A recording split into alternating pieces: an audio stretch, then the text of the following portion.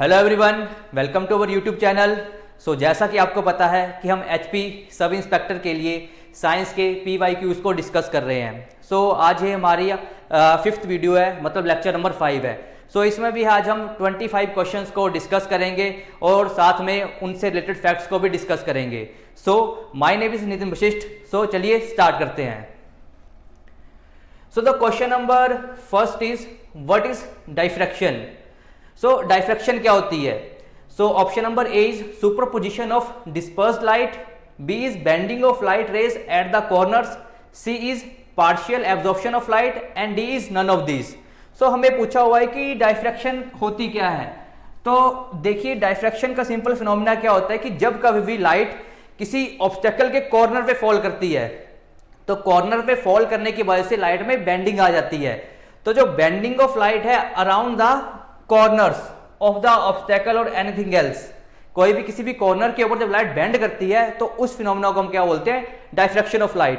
तो पहले क्या माना जाता था कि लाइट हमेशा स्ट्रेट लाइन में ट्रेवल करती है, बट डाइफ्रैक्शन क्या शो करता है कि लाइट वेव पाथ को भी फॉलो करती है। मतलब लाइट में वेव नेचर भी होता है कि लाइट हमेशा स्ट्रेट लाइन की बजाय एक वेव के पाथ में भी फॉलो कर सकती है, मतलब लाइट का वेव नेचर भी होता है। इससे रिलेटेड आपको एक पिक्चर देखने को मिलेगी। इस पिक्चर में दिखाया हुआ है, देखो यहां पर होना क्या चाहिए था कि अगर लाइट का अगर सीधे की स्ट्रेट लाइन में लाइट फॉल करती, तो स्ट्रेट लाइन में अगर लाइट फॉल करती तो लाइट कुछ मतलब रेज को इस डायरेक्शन में ऐसे जाना चाहिए था। बट जैसे कि देखा यहाँ पे रेज कुछ यहाँ तक जा रही होंगी, तभी तक ये पैटर्न बना हुआ है। और यहाँ पर भी देखा गया कि रेज इस डायरेक्शन में जाने की बजाय इस डायरेक्शन में तो जा ही रही है, बट यहाँ का भी कुछ पर्टिकुलर रीजन को कवर अप कर रही है। ये किसकी वजह से हो पाया? क्योंकि यहाँ पर होते छोटे छोटे पार्टिकल्स, उनकी वजह से क्या होती है, यहाँ पर लाइट की बेंडिंग हो जाती है। तो ये जो बेंडिंग है ये बताता है वेव नेचर ऑफ लाइट के बारे में। तो इसलिए डाइफ्रैक्शन का फिनोमेना भी वही होता है कि जब कभी भी लाइट किसी कॉर्नर के ऊपर स्ट्राइक करती है तो वहां पर लाइट की बेंडिंग हो जाती है। ये किसकी वजह से होता है? वेव नेचर ऑफ लाइट की वजह से।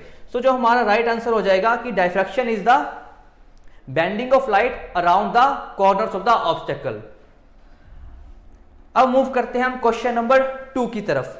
तो क्वेश्चन नंबर 2 में बोला हुआ है the colour blindness is inability to distinguish colours, कि कौन कौन से कलर्स को हम डिस्टिंग्विश नहीं कर पाते कलर ब्लाइंडनेस की वजह से। तो देखो, हमें पता है कि हमारे प्राइमरी 3 कलर्स होते हैं। कौन कौन से होते हैं? कि आपने सुना होगा RGB। तो 3 हमारे ही प्राइमरी कलर्स होते हैं, रेड, ग्रीन एंड ब्लू। और जो बाकी और सभी कलर्स है वो इनके ही कॉम्बिनेशन से मिलके बनते हैं। यहां पर बोला हुआ है कि कौन से कलर को एक कलर ब्लाइंड आई देख नहीं पाएगी। तो option number A is red blue, B is red yellow, C is red green and D is blue green. यहां पर जो हमारा राइट आंसर होगा is the option number C, कि जो एक कलर ब्लाइंड आई है वो रेड और ग्रीन कलर को डिस्टिंग्विश नहीं कर पाएगी। तो इसका रीजन क्या होता है कि मेनली क्योंकि जो हमारे आईज में कहते हैं रोड्स होते हैं एंड कॉन्स होते हैं। तो जो कॉन्स का काम क्या होता है कि कलर्स को डिस्टिंग्विश करना। तो मतलब जो कलर ब्लाइंड आई है उनमें ये जो डिस्टिंग्विश कलर मतलब जो कॉन्स होते हैं वो एब्सेंट होते हैं। और ये मेनली जो कलर ब्लाइंड के साथ चांसेस होते हैं वो मेल्स में होने के होते हैं एज कंपेयर टू फीमेल्स में। अब मैं आपको पिक्चर दिखाता हूं। जैसे कि आपको ये दिख रहा होगा, यहाँ पे बहुत सारे कलर्स का मिक्सचर है। तो जो एक कलर ब्लाइंड पर्सन होगा तो इस पिक्चर में कौन सा नंबर लिखा हुआ है उसको ये दिखाई नहीं देगा। तो कमेंट सेक्शन में बताओगे ये कौन सा नंबर लिखा हुआ है। तो एक्चुअली ये नंबर 6 है। अगर किसी को दिख रहा है तो मतलब कि वो बिल्कुल नॉर्मल है। यहां पर क्या होगा कि जो कलर ब्लाइंड आई है वो किसको डिस्टिंग्विश नहीं कर पाती? हमारा जो रेड एंड ग्रीन कलर को। अब मूव करते हैं क्वेश्चन नंबर 3 की तरफ। अब 3 में बोला हुआ है the chicken pox is an disease caused by. तो जो चिकन पॉक्स होता है तो वो किसकी वजह से होता है? वायरस की वजह से, बैक्टीरिया, प्रोटोजोआ एंड फंगी। तो यहां पर जो ऑप्शन नंबर ए है, जो चिकन पॉक्स का मेन रीजन होता है वो किसकी वजह से होता है? हमें हमारा वायरस की वजह से। तो जो इसका जो वायरस का नाम है वो होता है वर्सेला जोस्टर वायरस। जो इसको वायरस को कॉज करता है, मतलब जो चिकन पॉक्स को कॉज करने का काम करता है, उसका नाम है वेरिसेला जोस्टर। इस वायरस का नाम है, जिसकी वजह से हमें क्या होता है, चिकन पॉक्स हो जाता है। तो चिकन पॉक्स में देखो होता क्या है कि सिंपली हमारे इनिशियली जो हमारे चेस्ट है या फिर बैक में छोटे छोटे रैशेज होने शुरू हो जाते हैं, और वो रैशेज धीरे धीरे करके हमारी पूरी बॉडी के ऊपर हो जाते हैं। तो उसी को हम क्या बोलते हैं, चिकन पॉक्स बोलते हैं। तो यहां पर जो ऑप्शन नंबर ए है कि चिकन पॉक्स किसकी वजह से होता है, तो वो होता है हमारा वायरस की वजह से। अब क्वेश्चन नंबर 4। क्वेश्चन नंबर 4 में बोला हुआ है it is not advisable to sleep under a tree night, कि हमें सलाह दी जाती है कि रात को पेड़ों के नीचे नहीं सोना चाहिए। तो उसका रीजन क्या है, तो option number A is release of less oxygen, option number B is release of more oxygen, C is release of carbon dioxide and D is release of carbon monoxide. So देखिए इसमें होता क्या है, क्योंकि हमें पता है कि जो प्लांट क्या है दिन में सन की लाइट का यूज करके करते हैं, फोटोसिंथेसिस करते हैं। तो फोटोसिंथेसिस की रिएक्शन क्या होती है कि कार्बन डाइऑक्साइड प्लस वाटर, और प्लांट्स में होती है क्लोरोफिल, और यहां पर जाती है सनलाइट। तो इसकी हेल्प से वो क्या बनाते हैं, ग्लूकोज, मतलब अपने लिए खाना, और हमें क्या मिलती है, ऑक्सीजन मिलती है। ये तो दिन में हो जाती है। अब तो दिन में प्लांट्स क्या करते हैं, ऑक्सीजन को रिलीज करते हैं और कार्बन डाइऑक्साइड का यूज करते हैं अपने खाने को बनाने के लिए। बट रात में क्या होता है कि ये जो फोटोसिंथेसिस वाली रिएक्शन है ये बंद हो जाती है, क्योंकि रात में तो हमारे पास सन की अवेलेबिलिटी नहीं होती। तो रात में वो क्या करते हैं, रेस्पिरेशन करते हैं। तो रेस्पिरेशन करने के लिए वो रात को करते हैं ऑक्सीजन का यूज करते हैं एट नाइट। तो वो यूज करते हैं ऑक्सीजन को और रिलीज करते हैं कार्बन डाइऑक्साइड को। अब कार्बन डाइऑक्साइड को जब रिलीज करेंगे तो उसके वजह से जब हमारी बॉडी में क्या हम कार्बन डाइऑक्साइड को इनटेक करना शुरू कर देंगे, तो उसकी वजह से क्या होता है कि हम बेहोशी की हालत में भी जा सकते हैं। और अगर ये सिचुएशन 5-7 घंटों तक बनी रहे तो उसकी वजह से एक डेथ का रीजन भी बन सकता है। तो इसलिए जो रात को क्या होता है, तो क्यों नहीं सोना चाहिए पेड़ के नीचे, क्योंकि वहां पर क्या होता है, release of carbon dioxide gas. क्योंकि प्लांट रात को करते हैं रिस्पायर करते हैं, दिन में प्लांट्स करते हैं फोटोसिंथेसिस करते हैं। So option number C, that is the release of carbon dioxide gas, will be the right answer. Now question number 5. Aqueous solution of SO2 sulfur dioxide is, क्या है वो, एसिडिक, बेसिक, न्यूट्रल और amphoteric. अब acidic solution कौन से होते हैं, simply अगर एसिडिक के बारे में बात करें कि जिनके पास H पॉजिटिव आयन रिलीज करने की कैपेबिलिटी होती है। बेसिक कौन से होते हैं, जो OH नेगेटिव और जो कार्बोनेट वगैरह जिनके पास होते हैं उनको बेसिक बोलते हैं। न्यूट्रल जो सिंपली मतलब ना तो एसिडिक होते हैं ना तो बेसिक होते हैं, उनको हम क्या बोलते हैं, न्यूट्रल बोलते हैं। एम्फोटेरिक ऑक्साइड कौन से होते हैं, अब एम्फोटेरिक ऐसे ऑक्साइड होते हैं कि जो ऐसे एलिमेंट्स मतलब ये ऐसे ऑक्साइड्स जो एसिड के साथ भी रिएक्ट कर ले और बेस के साथ भी रिएक्ट कर ले, मतलब वो दोनों के साथ ही रिएक्ट कर पाते हैं, उनको बोलते हैं हम एम्फोटेरिक। तो यहाँ पर जो एक्वा सॉल्यूशन है, एक्वा सॉल्यूशन का मतलब कि अगर SO2 को अगर हम H2O से रिएक्ट करवाएंगे तो ये बनाता है H2SO3, इसको बोलते हैं सल्फरस एसिड, सल्फरस, इसको बोलते हैं सल्फरस एसिड। तो ये क्या है, एक एसिड होता है, तो इसलिए जो एक्वा सॉल्यूशन होता है सल्फर डाइऑक्साइड का वो क्या होता है, एसिडिक होता है। तो यहां पर जो option number A that is acidic will be the right answer. अब मूव करते हैं क्वेश्चन नंबर 6 के ऊपर। 6 में बोला हुआ है person taking rich diet of ascorbic acid will not suffer from, कि जिसमें एस्कॉर्बिक एसिड की मात्रा अच्छी खासी है तो वहां पर उसको कौन सी बीमारी नहीं होगी। तो option number A is rickets, B is pellagra, C is scurvy and D is beriberi. तो देखो रिकेट्स किसकी कमी से होती है, अगर हमारी बॉडी में विटामिन डी, अगर बॉडी में विटामिन डी की कमी हो जाए तो उसकी वजह से हमें रिकेट्स हो जाता है। अगर प्लेग्रा की बात करें तो अगर विटामिन B3 का केमिकल नेम क्या होता है, नियासिन। तो vitamin B3 not B2, vitamin B3 की कमी से क्या होता है, हमारे पास प्लेग्रा की बीमारी हो जाती है। और स्कर्बी किसकी वजह से होता है, तो ये भी एक बीमारी है। और डी है हमारा बेरीबेरी किसकी वजह से होता है, हमारा विटामिन B1 थायमीन की कमी से। और हमारे विटामिन डी को क्या बोलते हैं हम, एस्कॉर्बिक एसिड।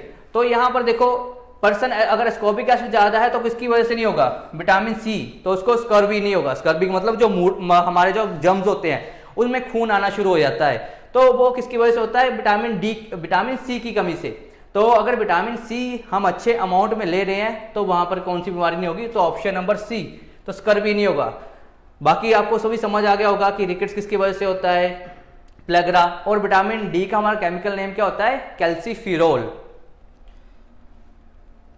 अब मूव करते हैं क्वेश्चन नंबर 7 पर।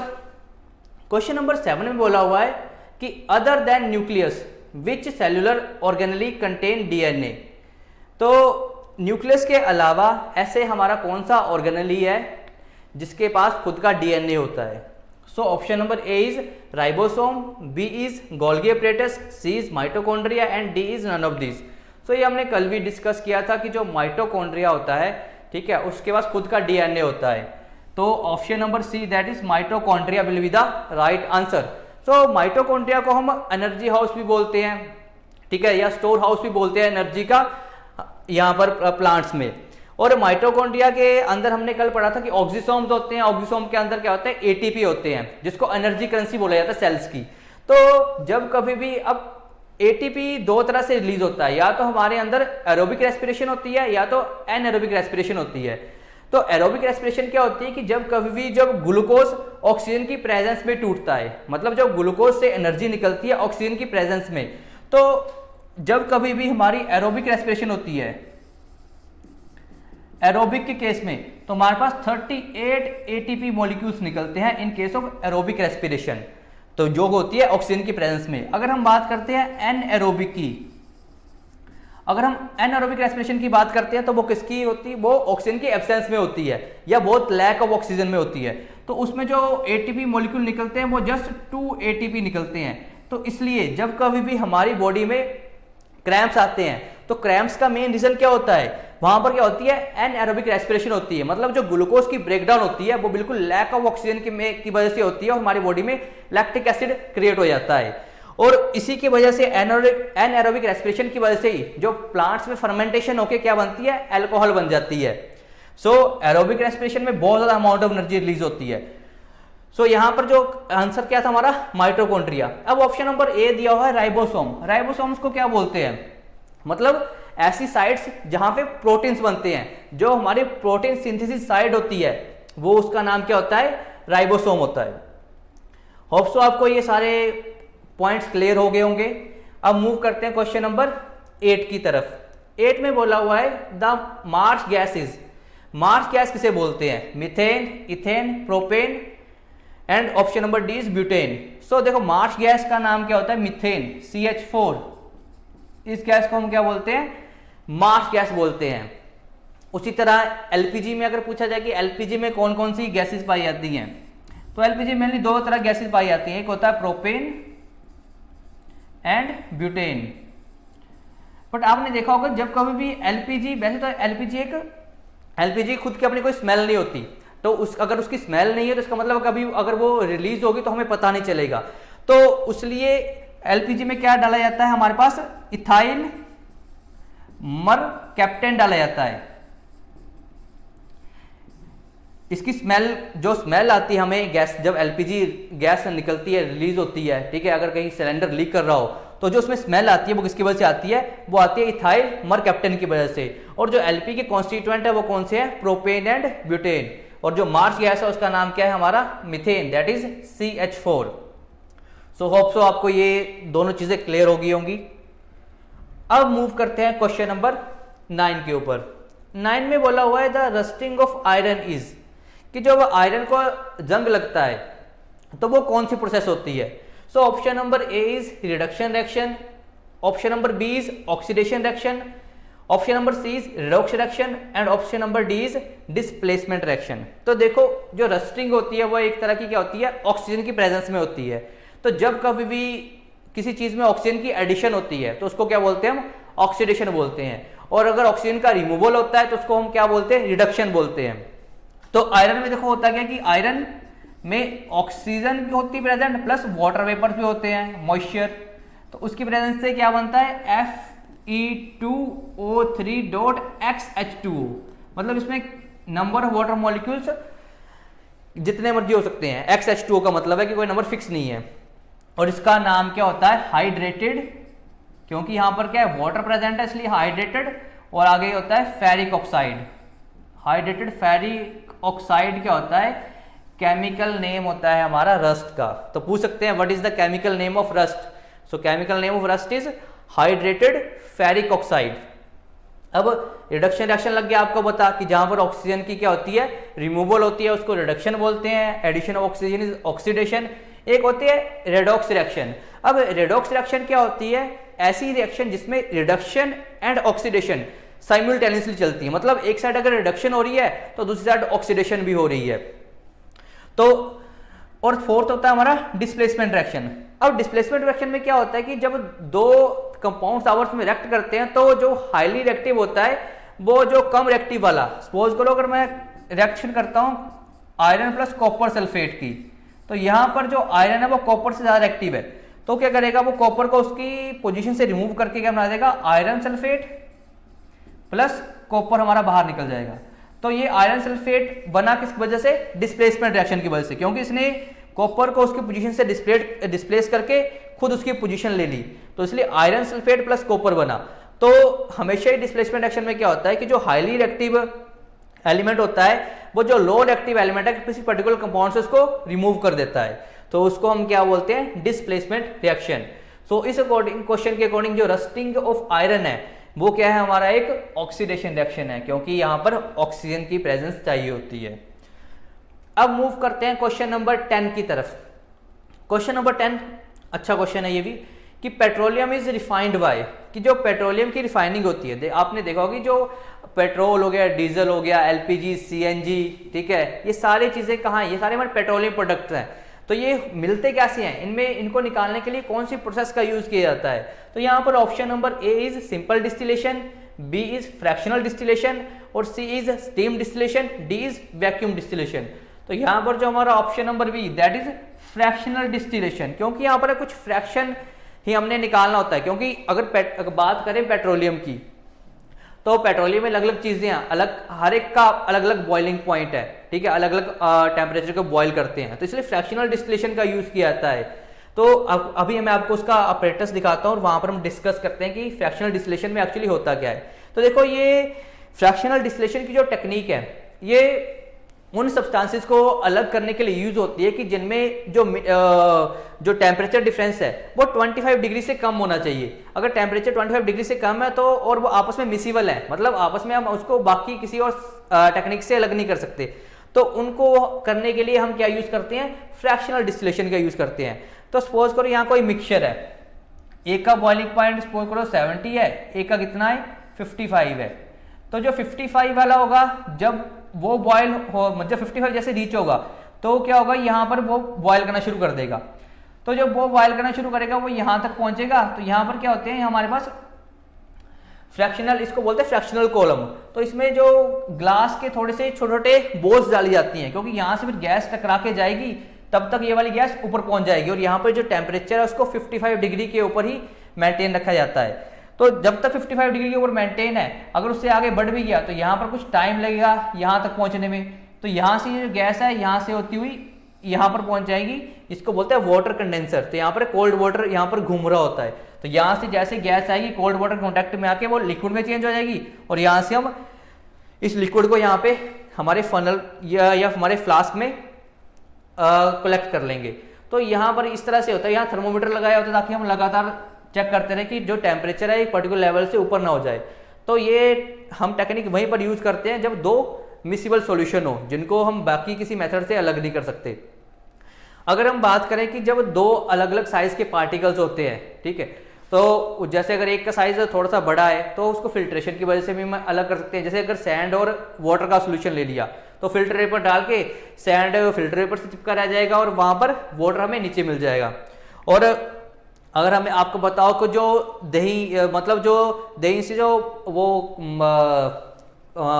किसको बोलते हैं निकालने की टेक्निक, मक्खन को निकालने की टेक्निक, तो उसको हम क्या बोलते हैं, सेंट्रीफ्यूगल मेथड बोलते हैं, क्योंकि जैसे उसको मूव करते हैं तो सेंटर में क्या होता है हमारा मक्खन कलेक्ट हो जाता है, तो वहां पर ये वो दूसरा मेथड लगता है जिसको बोलते हैं सेंट्रीफ्यूगल टेक्निक। तो यहाँ पर जो ऑप्शन था जहां पर दो मिसबल सॉल्यूशंस को हमने अलग करना होता है, तो उसको हम क्या बोलते हैं, फ्रैक्शनल डिस्टिलेशन मेथड बोलते हैं। अब जो क्वेश्चन नंबर 11 है, the pseudopodia of amoeba are used for. Amoeba के अंदर अमीबा कोई पार्ट्स होते हैं। अमीबा के अगर मैं अमीबा की आपको स्ट्रक्चर दिखाऊं तो ये अमीबा का स्ट्रक्चर है। तो जो ये अमीबा के ये वाला पार्ट बाहर निकला हुआ, ये वाला पार्ट, ये इसको बोलते हैं स्यूडोपोडिया। स्यूडो मतलब फोल्स फीट, इसको फोल्स फीट भी बोलते हैं। तो जिस डायरेक्शन में ये ज्यादा मूव कर जाएगा, मतलब ये जो जहां पर ये ज्यादा प्रोजेक्शंस निकली होंगी उस डायरेक्शन में अमीबा मूव करेगा। तो ये अमीबा की हेल्प करता है एक तरह से चलने में और उसके फूड को कैप्चर करने में। सपोज करो कि यहाँ पर कोई फूड पार्टिकल पड़ा हुआ है, तो ये क्या करेगा, अपने आप को धीरे धीरे यहाँ पर बंद कर लेगा और धीरे धीरे इसको अपने अंदर मतलब मर्ज कर लेगा। तो जो स्यूडोपोडिया है, एक तो वो मूवमेंट में भी हेल्प करता है और दूसरा उसको फूड कैप्चर में भी हेल्प करता है, और इसको हम क्या बोलते हैं, फॉल्स फीट भी बोलते हैं। सो यहाँ पर हमसे पूछा हुआ क्या था कि जो स्यूडोपोडिया उसका यूज क्या होता है, तो option number B, that is movement and capture of food, कि जो अमीबा उसका यूज कहाँ पे करता है, चलने के लिए और फूड को कैप्चर करने के लिए। और जो अमीबा है वो खुद को जो रिप्रोड्यूस करता है वो असेक्सुअली करता है। असेक्सुअली का मतलब होता है कि इसमें बस एक ही मतलब सिंगल सेल ऑर्गेनिज्म होता है ये। तो ये करता है खुद को, पहले न्यूक्लियस को दो पार्ट में स्प्लिट करेगा और धीरे धीरे अपनी बॉडी को भी दो अलग अलग पार्ट्स में डिवाइड कर लेगा, और इसको प्रोसेस को क्या बोलते हैं, हम बाइनरी फिशन बोलते हैं। बट अगर हम बात करें कि जो हमारे एक होता है मल्टीपल फिशन, तो जो मल्टीपल फिशन है, जो हमारे मलेरिया वगैरह के जो बैक्टीरिया होते हैं, ठीक है, जो बहुत ज्यादा मतलब क्वांटिटी में प्रोड्यूस होते हैं, तो वो किसकी वजह से होते हैं, वो मल्टीपल फिशन की वजह से होते हैं, कि जहां पर सिंगल सेल बहुत ज्यादा ऑर्गेनिज्म को बना देता है, तो वो होती है मल्टीपल फिशन की प्रोसेस। तो यहां पर जो हमारा आंसर था स्यूडोपोडिया ऑफ अमीबा, वो कहां पे यूज होता है, movement and capture of food particles के लिए। अब मूव करते हैं क्वेश्चन नंबर 12 की तरफ। Which of the following is not a greenhouse gas. So हमें दिया हुआ है option number A sulphur dioxide, CFC, methane और नाइट्रस ऑक्साइड। सो हमें पता है कि जो मीथेन हो गए, हमारे ऑक्साइड्स ऑफ नाइट्रेट हो गए, सल्फर के ऑक्साइड हो गए, वाटर वेपर्स हो गया, मीथेन हो गया, कार्बन डाइऑक्साइड, ये हमारे सारे कौन से होते हैं, ये ग्रीन हाउस गैसेज होती है। बट इसमें जो CFC है, क्लोरोफ्लोरोकार्बन, तो ये तो हमें ओजोन को डिप्लीट करने का काम करती हैं, ठीक है। अगर ओजोन डिप्लीट हो जाएगी तो उसकी वजह से क्या है, जो हार्मफुल यूवी रेज है वो अर्थ के सरफेस के मतलब अर्थ के सरफेस के अंदर एंटर कर जाएगी, तो उसकी वजह से हमें पता ही है कि स्किन कैंसर होने का खतरा बना रहता है। और ये जो यूवी रेज होती है ये भी तीन टाइप्स की होती है। वो होती है UVA, UVB एंड UVC। तो जो UVA है मेनली हमारे पास यही 95% यूवी रेडिएशन को कंसिस्ट करता है, मतलब जो UVA टाइप की रेडिएशन होती है वही 95% तक होती है, और ये इसकी जो वेवलेंथ होती है वो सबसे हाई होती है। उसके बाद UVB आता है एंड UVC आता है। ये सारे क्या होते हैं, ये लो वेवलेंथ के होते हैं, इसलिए अर्थ के एटमॉस्फेयर में पेनिट्रेट नहीं कर पाते और वहीं से रिफ्लेक्ट बैक हो जाते हैं। तो मेनली जो हमारे पास रेडिएशन आती है वो कौन से टाइप की आती हैं, UVA टाइप की रेडिएशन आती हैं, ठीक है। और ये भी अगर पहुंच जाए हमारे स्किन को पेनिट्रेट करके हमारा कैंसर का रीजन बन सकती है ये भी। सो यहाँ पर पूछा हुआ था कि which of the following is not a greenhouse gas, so that is option B CFC। Now question number 13, with the increase the temperature the resistance of a conductor. देखो सबसे पहले आपको पता होना चाहिए कि रेजिस्टेंस क्या होता है। रेजिस्टेंस का मतलब होता है किसी चीज को रोकना, रेजिस्ट करना। तो रेजिस्टेंस किसको रोकने की कोशिश करेगा कि कितना करंट कितना करंट जा रहा है किसी कंडक्टर में से। किसी कंडक्टर में से जितना अमाउंट ऑफ ज्यादा करंट जाएगा तो रेजिस्टेंस उतना कम होगा, जितना कम करंट जाएगा उतना ज्यादा रेजिस्टेंस होगा। तो इसलिए जो हमारी हीटिंग डिवाइस होती हैं, जैसे कि हमारी इलेक्ट्रिकल आयरन होती है, ठीक है, ये गीजर हो गया, हीटिंग रोड होगी, हमारे वो हीटर वगैरह हो गए, तो उनमें जो सारी मटेरियल लगे होते हैं उनका जो रेजिस्टेंस होता है बहुत ज्यादा हाई होता है। तो मेनली किसका यूज किया जाता है, नाइक्रोम वायर्स का, नाइक्रोम का यूज किया जाता है, जो एक अलॉय होता है, किसका, निकल पाया जाता है, क्रोमियम, मैंगानीज और थोड़ा सा अमाउंट ऑफ इसमें आयरन भी होता है। तो नाइक्रोम में ये सारी चीजें पाई जाती हैं, तो इसका रेजिस्टेंस बहुत ज्यादा हाई होता है। तो मेनली इनका पर्पस ही यही होता है कि ये हीट प्रोड्यूस करें। सो हमसे पूछा हुआ है कि अब रेजिस्टेंस आपको समझ आ गया होगा कि जो किसी चीज को रोकने का काम करता है, तो रोकेगा किसको, करंट को। तो जैसे जैसे टेम्परेचर बढ़ता जाएगा, देखो टेम्परेचर बढ़ने से क्या होगा, ज्यादा हीट प्रोड्यूस होगी, तो अगर ज्यादा हीट प्रोड्यूस होगी तो रेजिस्टेंस पे भी क्या फर्क पड़ेगा कि रेजिस्टेंस बढ़ जाएगा। देखा होगा आपने कि जब कभी हमारे जो पंखा है वो बहुत ज़्यादा टाइम तक चलता रहता है तो उसमें भी हीटिंग इफेक्ट आना शुरू हो जाता है। तो ऐसी तो कोई चीज़ नहीं है जो हीट होगी नहीं, मतलब हर एक चीज़ का कोई ना कोई रेजिस्टेंस होता ही होता है। और जितना ज़्यादा रेजिस्टेंस होगा और जितना ज़्यादा टेम्परेचर होगा उतना ही ज़्यादा रेजिस्टेंस होगा। इसको हम एक लॉ से समझ सकते हैं जिसको बोलते हैं ओम्स लॉ, जो होता है V is equal to I R, कि जो पोटेंशियल डिफरेंस V होता है पोटेंशियल डिफरेंस, I हमारा होता है करंट और R हमारा क्या होता है रेजिस्टेंस। कि जो पोटेंशियल डिफरेंस होता है कि अगर हम दो पॉइंट्स के बीच में कितना चार्ज फ्लो कर रहा है उसको हम बोलते हैं पोटेंशियल डिफरेंस। तो जितना ज़्यादा पोटेंशियल डिफरेंस होगा उतना ज़्यादा ही करंट फ्लो होगा। तो अगर मैं करंट को देखूं तो करंट की वैल्यू क्या होगी, I is equal to V upon R। तो यहाँ पर देखा जाए कि I और V तो हमारे क्या है डायरेक्ट रिलेशन में है, बट I और R क्या है इनवर्स रिलेशन में है। तो जितना ज्यादा रेजिस्टेंस होगा उतना कम करंट फ्लो होगा और जितना ज्यादा करंट फ्लो होगा उतना कम रेजिस्टेंस होगा। तो इसलिए इनवर्स प्रोपोर्शन में है, तो टेम्परेचर बढ़ने के साथ भी हमारा रेजिस्टेंस क्या होता है बढ़ता जाता है। तो इसलिए जो option number B that is resistance will increase with increase in the temperature is the right answer. अब मूव करते हैं क्वेश्चन नंबर 14 पर।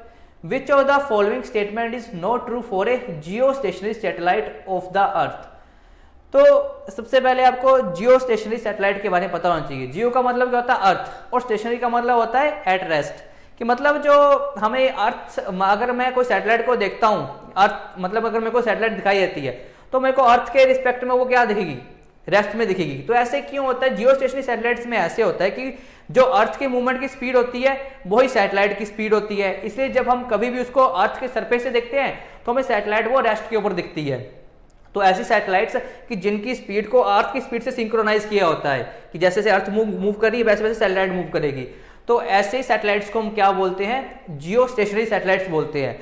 और जो ये अप्रोक्सीमेटली 36,500 किलोमीटर या फिर 34,500 इन दोनों में से कोई एक इनके अराउंड इनको मतलब अर्थ के सरफेस से बाहर 34,500 किलोमीटर या 36 किलोमीटर इन दोनों में से कोई एक वैल्यू है, इस पे रखा जाता है कि जो जहां पे इस डिस्टेंस के ऊपर रखा जाता है इन सैटेलाइट्स को जियो स्टेशनरी सैटेलाइट्स को।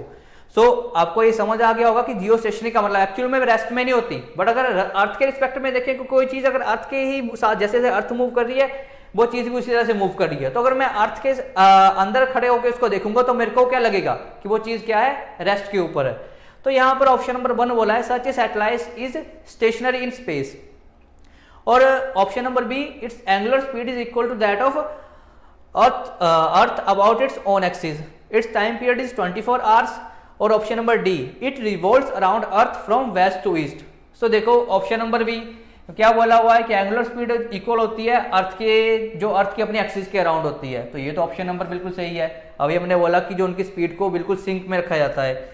दूसरा है उसका टाइम पीरियड 24 आवर्स का होता है, सेम है क्योंकि अर्थ का भी इतना ही होता है। तीसरा ये वो रिवॉल्व करती है फ्रॉम वेस्ट टू ईस्ट, कि जो अर्थ की रेवोल्यूशन की डायरेक्शन होगी उसी डायरेक्शन में वो सैटेलाइट रिवॉल्व करेगी। तो यहाँ पर ऑप्शन नंबर ए ये हमारा क्या हो जाएगा राइट आंसर, कि मतलब इनमें से जो सैटेलाइट है वो कौन सी मतलब जियो स्टेशनरी के रिलेटेड कौन सी स्टेटमेंट सही नहीं है। तो वो ये है कि such a satellite is stationary in the space, तो एक्चुअल में वो स्टेशनरी नहीं होती, ठीक है, वो तो अर्थ के रिस्पेक्ट में ही मूव कर रही होती है। तो इसलिए जो ऑप्शन नंबर ए ये राइट आंसर हो जाएगा कि such a satellite is stationary in the space. अब मूव करते हैं हम क्वेश्चन नंबर 15 की तरफ। तो क्वेश्चन नंबर 15 में बोला हुआ है two water droplets merge with each other to form a large droplet in this process, कि जब दो स्मॉल ड्रॉपलेट्स आपस में कंबाइन करके मर्ज करके एक बड़ी ड्रॉपलेट बनाती है, तो इस प्रोसेस में होता क्या है, पहला है एनर्जी एब्जॉर्ब होती है, second option is energy is liberated मतलब एनर्जी रिलीज होती है, C is energy is neither liberated nor absorbed, and D is some mass is converted into energy. तो देखिए होता है कि जब कभी भी दो चीजें कंबाइन कर रही हैं, दो वाटर ड्रॉपलेट कंबाइन करती हैं, तो हमेशा क्या होता है वहां से हीट रिलीज करती है, बाहर हीट निकलती है। तो यहां पर जो ऑप्शन नंबर डी होगा वो क्या होगा हमारा राइट आंसर हो जाएगा कि जब कभी दो ड्रॉपलेट मिलेंगी एक बड़ी ड्रॉपलेट बनाएंगी तो उसमें क्या होगा हीट रिलीज होगी, हीट बाहर लिबरेट होगी। So option number B will be the right answer. अब मूव करते हैं क्वेश्चन नंबर 16 की तरफ। तो 16 में बोला है it is hotter at the same distance over the top of A fire, कि जब हम देखते हैं कि फायर के जब आग होती है तो उसकी टॉप के ऊपर में ज्यादा हीट महसूस होती है, और then it is on the side of it, तो साइड में हमें इतनी ज्यादा हीट महसूस नहीं होती। तो मेनली इसका रीजन क्या होता है? तो option number A is heat is radiated upwards, कि वो जो हीट है वो ऊपर की तरफ ही जा रही है। बी है एयर कंडक्ट्स हीट अपवर्ड, की एयर हीट को ऊपर की तरफ लेके जा रही है। सी है conduction and radiation contribute significantly in transferring of heat, की कंडक्शन और रेडिएशन हेल्प करते हैं। और डी है हमारा convection takes more heat upwards. तो जो इसमें ऑप्शन नंबर डी है कि जो हमारा कन्वेक्शन होता है कि वो ज्यादा हीट ऊपर लेके जाता है। तो तीन टर्म्स हमारी यहाँ पर आई हैं कि कंडक्शन क्या होता है, कन्वेक्शन क्या होता है और रेडिएशन क्या होता है। तो देखो कंडक्शन क्या होता है कि जिसमें जो हीट की ट्रांसफर तब होती है जिस केस में पार्टिकल एक दूसरे से अटैच होते हैं। तो जैसे कभी पैन को गर्म करते हैं तो पैन की जो रोड होती है तो धीरे धीरे वहां पर क्या होता है, जैसे सपोज करो ये एक पैन है, तो यहाँ पे जो रोड है यहाँ गर्म होते होते या यहाँ से गर्म होते होते धीरे धीरे यहाँ तक पहुंच जाती है उसकी हीट। तो यहाँ पर क्या होता है, ये पार्टिकल्स आपस में कांटेक्ट में होते हैं। तो ये तो कंडक्शन की एग्जांपल है। कन्वेक्शन क्या होता है, जब कोई हीट ट्रांसफर होती है फ्लूइड के केस में। तो जैसे ये पानी यहाँ पे, तो थोड़ी देर बाद पानी का पहले अंदर वाला नीचे वाला सरफेस गर्म होगा, उसकी डेंसिटी कम हो जाएगी, वो ऊपर की तरफ आ जाएगा। जो हाई डेंस वाटर होगा फिर नीचे की तरफ चला जाएगा। तो ये जो पार्टिकल में हीट का ट्रांसफर हो रहा है लिक्विड के केस में, तो वो किसकी वजह से होता है, कन्वेक्शन की वजह से। और रेडिएशन, जो रेडिएशन में हीट ट्रांसफर होती है वो इलेक्ट्रोमैग्नेटिक रेज, जैसे इंफ्रारेड रेज हो गया, हमारा माइक्रोवेव्स हो गया, ठीक है। तो वो जो यहाँ पे उस वजह से जो हीट ट्रांसफर होती है उसको क्या बोलते हैं, हम रेडिएशन बोलते हैं। तो यहाँ पर जो पूछा हुआ था कि जो हमें टॉप ज्यादा गर्म लगता है एज कम्पेयर टू जो साइड वाला सरफेस होता है किसी भी फायर का, तो वो किसकी वजह से होता है, क्योंकि कन्वेक्शन क्या करता है, वो ज्यादा जो हीट है उसको ऊपर की तरफ ले जाता है। तो option number D that is convection takes more heat upwards will be the right answer.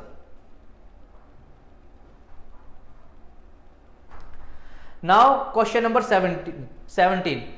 Suppose there is a hole in a copper plate, upon heating the plate diameter of the hole would. तो अगर whole है copper plate में, तो copper क्या है, metal होती है।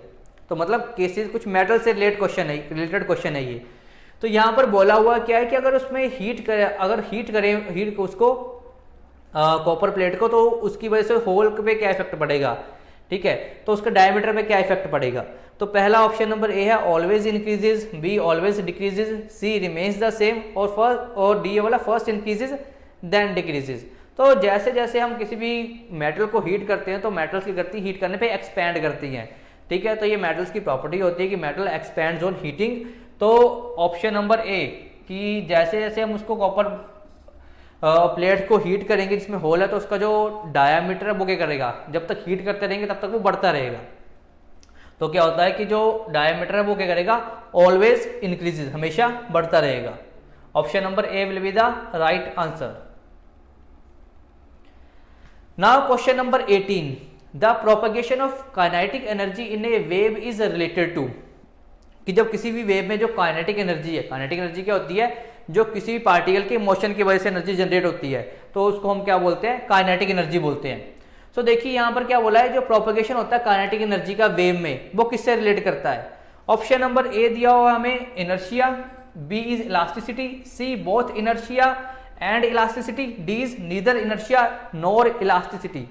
अब देखो इनर्शिया क्या होता है, इनर्शिया किसी भी सब्सटेंस की प्रॉपर्टी होती है कि जिसमें अगर कोई ऑब्जेक्ट ट्राई करता है अपनी जो स्टेट है उसको रिटेन करने की, मतलब अगर कोई ऑब्जेक्ट रेस्ट में है तो वो ट्राई करेगा कि वो रेस्ट की पोजीशन में ही रहे, और अगर वो मोशन में है तो वो ट्राई करेगा मोशन की पोजीशन में ही रहे।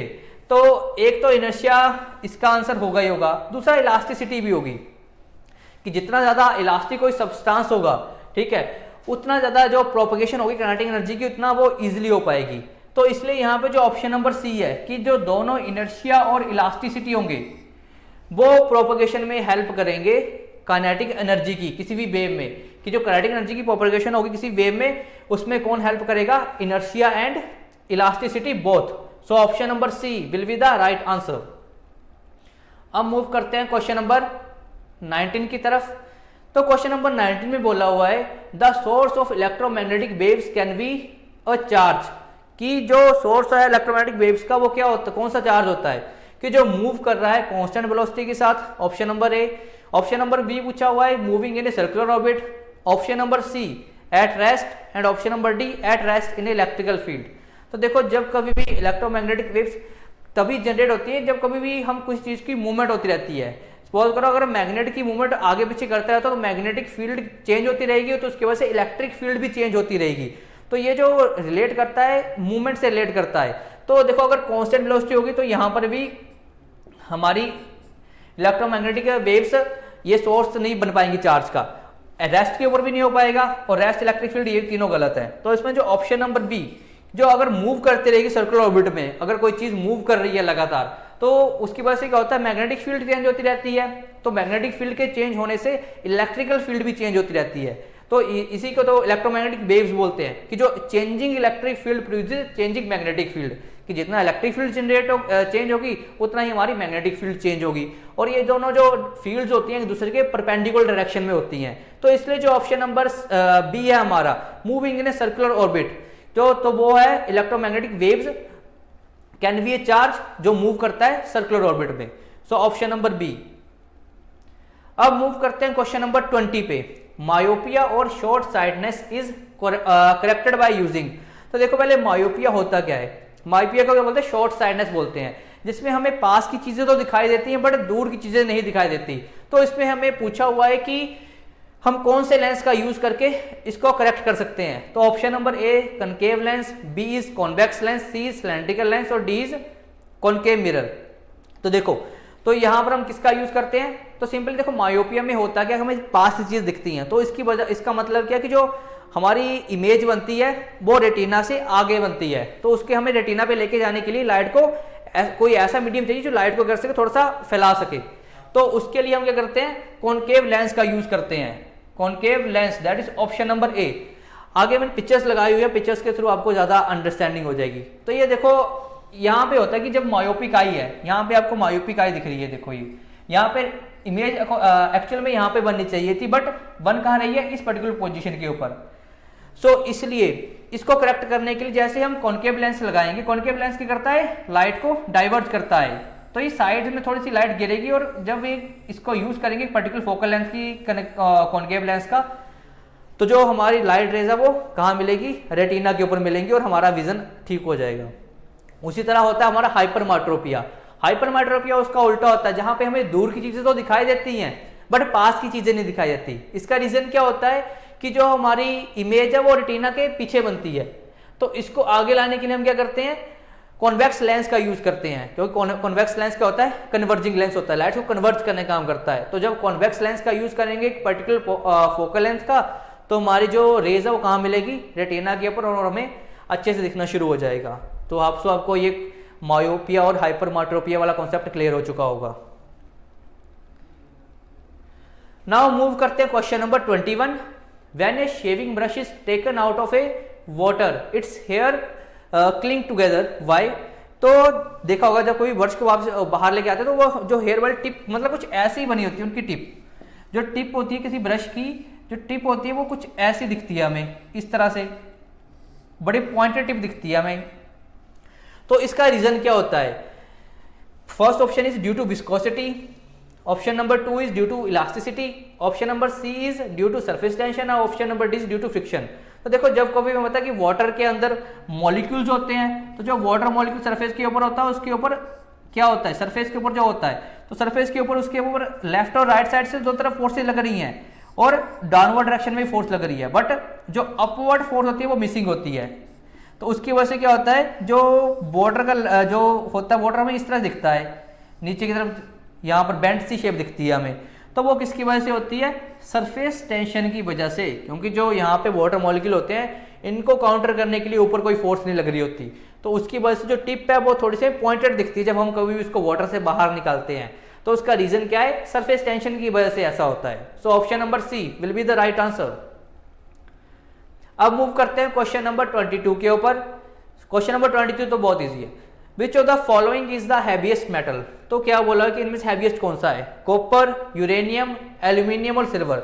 अगर आपने इनमें से यूरेनियम सुना होगा बहुत बार, क्योंकि यूरेनियम को हम बोलते हैं कि यूरेनियम का क्या होता है, U-235 मास नंबर होता है और इसका 98 के अराउंड एटॉमिक नंबर होता है। तो इसमें से कॉपर का कुछ 28 29 के अराउंड होता है, तो कॉपर का क्या होता है 29 होता है, एल्यूमिनियम का 13 और सिल्वर का 58 59 के अराउंड। तो यहां पर देखा जाए तो इनमें सबसे ज्यादा हैवीएस्ट मेटल कौन सी हो जाएगी, यूरेनियम। तो इनमें से uranium is the heaviest metal, so option number B will be the right answer कि इनमें सबसे हैवीएस्ट मेटल कौन सी होगी, यूरेनियम। और ये क्या होती है, रेडियो एक्टिव एलिमेंट होता है। नाउ क्वेश्चन नंबर 24 में पूछा हुआ है कि ह्यूमन स्किन इज, कि जो ह्यूमन स्किन होती है वो क्या है, एक ऑर्गन है, टिश्यू है, सेल है, और ऑप्शन नंबर डी एक रेस्पिरेटरी सिस्टम है। तो जो हमारी स्किन होती है, तो स्किन हमारा क्या होता है, सबसे बड़ा ऑर्गन होता है हमारा स्किन, कि जो ह्यूमन स्किन है वो क्या है, एक ऑर्गन है कि क्या करता है, बहुत सारी टेम्परेचर कंडीशन को सहन करता है और हमारी बॉडी को सारे वेयर एंड टेयर से भी प्रोटेक्ट करके रखता है, अंदर के ऑर्गन्स की प्रोटेक्शन भी करता है। तो इसलिए ह्यूमन स्किन क्या है, एक ऑर्गन है। अब मूव करते हैं क्वेश्चन नंबर 23 के ऊपर। The density of water is, option number A maximum at 4 degree Celsius, B is maximum at minimum at 4 degree Celsius, maximum at 4 degree Celsius, और मैक्सिमम एट 0 डिग्री सेल्सियस, और minimum at 0 degree Celsius. तो जैसा भी बताया कि water में क्या होता है, एनोमलस बिहेवियर होता है। होना क्या चाहिए, जब 4 डिग्री सेल्सियस से 0 डिग्री सेल्सियस की तरफ जाते हैं तो क्योंकि टेम्परेचर कम हो रहा है तो पार्टिकल्स कॉन्ट्रैक्ट होने चाहिए, बट एक्चुअल में वाटर में क्या होता है, पार्टिकल्स एक्सपैंड होना शुरू हो जाते हैं। एक्सपैंड होने की वजह से उनकी डेंसिटी क्या हो जाती है, बढ़ जाती है। तो इसलिए जो डेंसिटी रहती है वाटर की वो मैक्सिमम कहाँ पे रहती है, 4 डिग्री सेल्सियस के ऊपर। तो यही रीजन है कि सर्दियों में जब लेक के ऊपर वाले सरफेस जम जाते हैं तो नीचे वाला सरफेस पानी, मतलब वो जो फिशेज है या फिर जो एक्वेटिक एनिमल है वो इतनी सर्दियों में भी जहां पे टेम्परेचर माइनस में होता है वहां पर भी सर्वाइव कर पाते हैं। वो इसी रीजन के कारण जो एनोमलस बिहेवियर होता है वाटर का, क्योंकि जो वाटर की मैक्सिमम डेंसिटी होती है 4 डिग्री सेल्सियस के ऊपर, तो उसकी अपर लेयर तो जम जाती है, बट जो नीचे वाली लेयर है उसका टेम्परेचर 4 डिग्री सेल्सियस के अराउंड ही रहता है, तो वहां पर मैक्सिमम डेंसिटी होती है, उसकी वजह से वो पानी जमता नहीं है और जो एक्वेटिक लाइफ है या जो एक्वेटिक एनिमल्स हैं वो इजिली सर्वाइव कर पाते हैं। सो जो option number B, the density of water is maximum at 4 degree Celsius. अब मूव करते हैं आज के लास्ट क्वेश्चन की तरफ। Why it is easy to cook food in a pressure cooker, कि जो प्रेशर कुकर है उसमें खाना बनाना बहुत इजी होता है। तो इसका रीजन क्या है, option number A, it creates high pressure and high tension, option number B, more steam is generated inside the cooker, and option number C, boiling point of the water increases, and option number D, the boiling point of the water decreases। तो होता क्या है कि cooker में कोई भी चीजें जल्दी बनने का रीजन क्या होता है कि जैसे जैसे प्रेशर बढ़ता जाता है उसकी वजह से बॉइलिंग पॉइंट में भी इंक्रीज होता जाता है। सो जो ऑप्शन नंबर सी है हमारा, the boiling point of the water will also increase, जैसे प्रेशर बढ़ता जाएगा बॉइलिंग पॉइंट भी बढ़ता जाएगा, तो उसकी वजह से जो प्रेशर कुकर में है वो चीजें ज्यादा जल्दी बन जाती है, क्योंकि जो बॉइलिंग पॉइंट है वो इंक्रीज हो जाता है। सो ये थे आज के हमारे 25 क्वेश्चंस। होप सो आपको ये वीडियो पसंद आई होगी। अगर अच्छी लगी हो तो लाइक करें, शेयर करें एंड सब्सक्राइब करें। Thank you.